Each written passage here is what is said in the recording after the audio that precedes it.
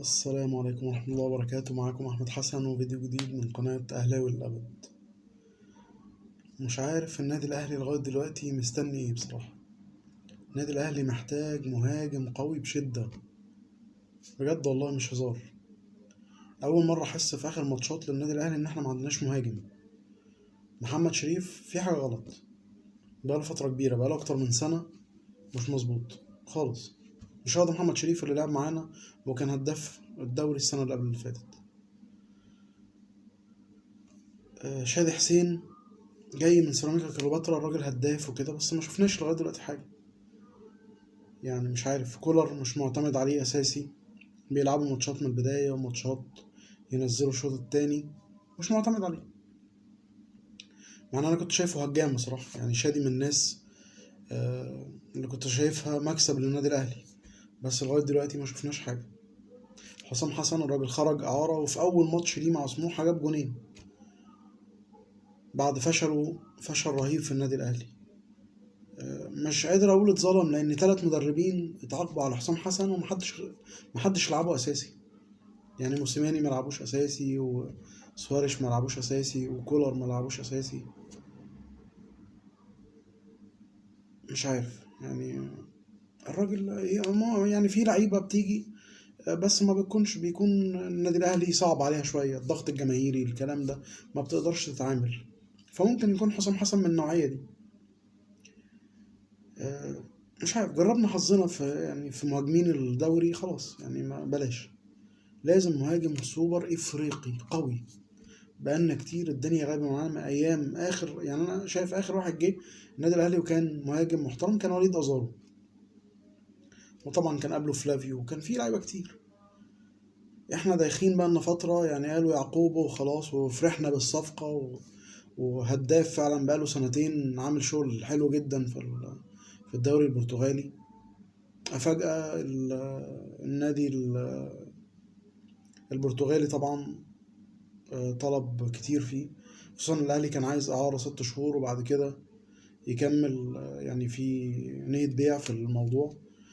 النادي البرتغالي وافق والكلام ده، بس طبعا النادي الأهلي عرض عرض 500 ألف دولار، والنادي البرتغالي قال لأ، احنا عايزين 1,500,000، فكان مبلغ كبير أوي في الإعارة. فطبعا النادي الأهلي رفض، وكان متخوف طبعا من موضوع الإصابات اللي جات له في ركبته، 2 صليبي، فالدنيا صعبة برضه. لكن هو كان لعيب عالي بصراحة. كان نفسي النادي البرتغالي يوافق وإن يجي النادي الأهلي على الأقل ال6 شهور دول نستفاد منه في كأس العالم، يشد معانا شوية في الدوري الفترة اللي هيقعد فيها. فالدنيا صعبة، يعني لو رجعنا كده آخر كام ماتش، مين اللي جاب الأجوان في النادي الأهلي؟ قفشة، آه، عمرو السولية، أليو ديانج، كل اللي بيجيب الأجوان لعيبة وسط، لعيبة الخط الوسط، لعيبة خط الوسط. برونو سافيو أنا مش شايفه في النادي الأهلي للأسف، يعني مش عارف هل هو فعلا برازيلي ولا اتضحك علينا فيه، ولا مش عارف، ما فيش. يعني انا ما شفتلوش حسنه لغايه دلوقتي غير في ماتش السوبر بتاع الزمالك، الجون اللي حطه كان حلو قوي، وقلنا يلا بقى وهتطلع وانطلاقه جامده جدا لسافيو. ما حصلش. ما بشوفوش بيرقص في الملعب زي اللعيبه البرازيليين وياخد ويروح ويجي. ما يعني دايما بقارنه بكينو اللي كان بيلعب مع بيراميدز من سنتين، كان لعيب عالي قوي قوي، كان مرمط الدوري كله معاه. لكن سافيو ما عملش كده، ما بياخدش لعيب واحد واتنين ويرقص ويشوط. يعني انا شفت له جوان في الفيديو اللي قبل ما يجي النادي الاهلي، بيشوط قوي جدا وبالهيد، ما شفناش اي حاجه في النادي الاهلي من ساعتها. فسافيو حظنا طاهر محمد طاهر في عز تألقه اتصاب. حسين الشحات مش في مستوى خالص. ده امبارح انا اتشليت في ماتش المصري. هو قفشه يعني، قفشه طبعا بطيء، واحنا عارفين ان هو بطيء، الراجل جري جري جري والمفروض بقى خلاص جون، فحس انها تتقطع منه، راح مبصيها لحسين الشحات. حسين الشحات الحظ جات له على شماله وراح بره. اول ما ضاعت الكرة دي انا قلت خلاص، وطبعا كان قبليها كرة شريف اللي اتعور فيها قفشه، الجون فاضي وشريف حطها بشماله في السماء. فقلت خلاص كده الماتش ده هيخلص تعادل، مش هنجيب فيه جوان. فبعد ما كان هيبقى الفرق ما بيننا وما بين الزمالك 7 نقط، الفرق 5. اه لسه بدري، ولسه الدوري لسه بدري عليه كتير، ولسه فيه هيضيع مننا نقط وهيضيع منهم نقط، بس يعني كنا خلصنا الدنيا بدري بدري، على الاقل نروح كاس العالم للانديه واحنا مرتاحين، هيبقى في فرق نقط كتير. فلازم مجلس الإدارة يتحرك. بعدين بقى بنسمع موليكا موليكا، ده بقى لنا 60 سنة كل سنة موليكا في الأهلي موليكا في الأهلي، وبيطلبوا طلبات جامدة جدا فيه وما بيجيش.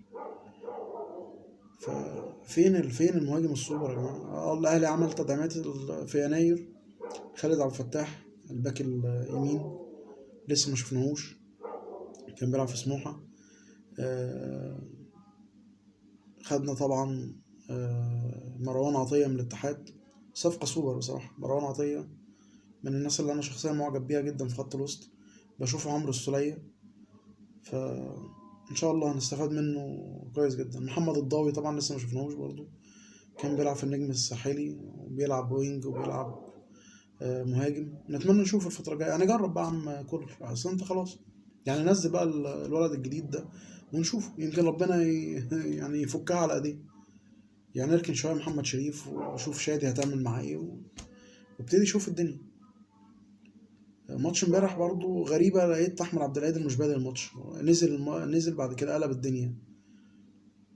اللعيب اللي زي أحمد عبد القادر ده ما يقعدش، يعني يبدأ الماتش وغيره بعد كده، هو بيتعب في الشوط التاني. بيكون هنك بقى اللياقة البدنية الكلام ده خلاص، يعني طلعه الشوط التاني بس يكون ظبط لك الدنيا في الشوط الأول. لعيب مهاراته عالية جدا وبيعرف يخلص كورة، بيعرف يعمل بينية حلوة، بيجيب جوان كويسة، فلازم تستفيد منه لأن برونو مش مستفيدين منه. فمش عارف. أتمنى الخطيب والمجلس الإدارة يعني فكوا الكيس يا جماعة وهاتوا مهاجم قوي. داخلين على كأس العالم ما عندناش مهاجم، ما عندناش مهاجمين، مفيش مهاجمين. مش هنعتمد على لعيبة الوسط، ما ينفعش، ده مش كلام.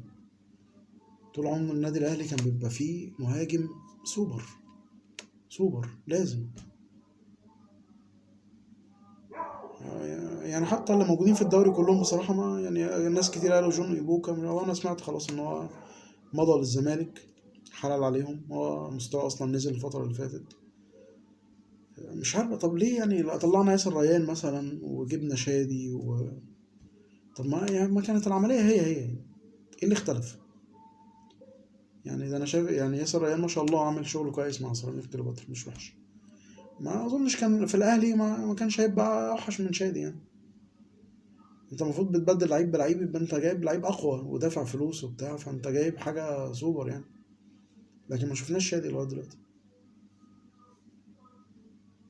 اتمنى الفترة الجاية ان شاء الله كابتن خطيب يلحق. خلاص احنا النهارده اهو 13، فاضل 17 يوم على نهاية الانتقالات الشتوية، نلحق نجيب مهاجم. هو خلاص الأهلي مش ناقص ولا مهاجم. آخر حاجة بقى عايز أتكلم عليها الحكم، اللي أنا مش عايز أقول اسمه حتى، حكم ماتش الأهلي والمصري. يعني حاجة سيئة جدا بصراحة. التحكيم المصري ده حاجة يعني مش عارف أقول عليه إيه بصراحة. يعني اتلكك لمحمود متولي، يعني اللي بيزعق معاه حمدي فتحي، بس أنا النبي يطلع الكارت المتولي عشان ما يلعبش ماتش الزمالك، ماشي يعني. ما الحمد لله الاهلي موجود، يعني في محمد عبد المنعم هيخرج متولى يلعب اساس محمد عبد المنعم. انتوا قد محمد عبد المنعم يا زملكاويه؟ عندنا ياسر ابراهيم، عندنا رامي ربيعه كان واقف كويس الماتش اللي فات، محمد مغربي من الشباب اللي ما شفناهوش. معرفش يعني، عندنا قصه كده شويه، بنجيب لعيبه ونركنها، طب ليه؟ يعني الراجل كان بيلعب في الدوري النمساوي ولا التشيكي يعني، فسيبه يا عم يلعب. او جبته، طب طلعه فريق يلعب فيه، او انت مش هتعتمد عليه. يعني انا شايف محمد مغربي مستقبل دفاع النادي الاهلي جنب محمد عبد المنعم، الاتنين كويسين جدا. فعمار حمدي اهو ربنا كرمه وخرج اعاره، ومحمد محمود خرج اعاره اهو. الناس دي تلعب، الناس دي نشوفها، بقالها فتره راكنه، وعمار حمدي طبعا راجع من الصليبي، فلازم الناس دي نشوفها. اي لعيب مش هيلعب في النادي الاهلي طلعه اعاره، ما تقعدوش ما تفضلوش تركنوا اللعيبه جنبكم وهي مش تلعب. يعني فخري وكوكا طلعهم اعاره برضه، ما لهمش مكان بعد وجود مروان عطيه كمان، خلاص مش موجودين. انت عندك ديانج وحمدي فتحي والسولية ومروان عطية، خلاص الخط ده اتقفل. طلع كوكا وطلع فخري، مالهمش لازمة دلوقتي في الأهلي. ما بلاش نجيب اللعيبة ونركنها، استفيدوا منها أحسن، يعني نستفيد بالإعارة. هو المستوى بيتغير، الدنيا مع مدرب يعني نركز مع المدربين الجامدين في الدوري. أحمد سامي بيطور، حلمي طولان بيطور، يعني الكباتن الحلوة دي اللي تقدر تعمل معاهم شغل. أسوان، مدرب أسوان الكابتن الرمادي ممتاز، ممكن برضو تديله لعيبة. نركز مع الناس دي اللي هي تطور لك أداء اللعيبة وتعتمد عليها بشكل أساسي. زياد طارق أهو راح برضو سموحة، هنشوف هيلعب ولا لأ. ربنا يسهل، يعني عندنا أمل في اللعيبة دي كبير. زياد طارق أنا كنت معترض طبعا إن هو يخرج، لكن خروجه إعارة مش وحش، هو هيلعب على الأقل. أتمنى أشوفه بيلعب يعني، لأن برضو فرقة سموحة طارق العشري بيعتمد على الدفاع البحت، فمعرفش ليه مكان طارق زياد طارق ولا ملوش. هنشوف الفترة الجاية إن شاء الله. نداء للنادي الأهلي، عايزين مهاجم سوبر يا جدعان، إفريقي. أبوس إيديكم الحقونا قبل كأس العالم للأندية، وحد يكمل معانا الدوري. ويمكن اللعيبة اللي عندنا شريف وشادي مستواهم يعلى شوية لما يلاقوا فيه بقى مهاجم سوبر جاي والكلام ده، فيتحركوا شوية. ربنا يسهل إن شاء الله ويكتب الخير كله للنادي الأهلي بإذن الله الفترة الجاية. وأشوفكم على خير بإذن الله في فيديو جديد. السلام عليكم.